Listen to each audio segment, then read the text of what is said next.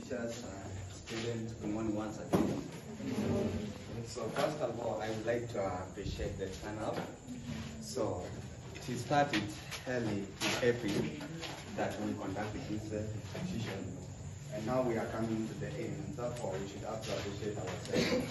So as I begin my speech, I would like to put it across both our minds that we are here as a family. We are here as a couple empowerment program. I believe all of us we are aware, right? So, and being a family, this means that we are brothers, we are sisters to one another. Therefore, whatever we are telling you here is what will shape your future or what will help you in your life.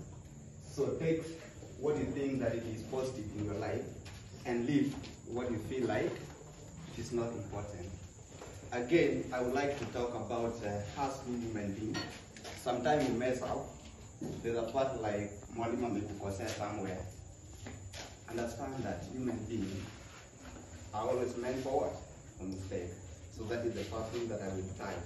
And then to begin what I'm going to talk about, I'm going to talk about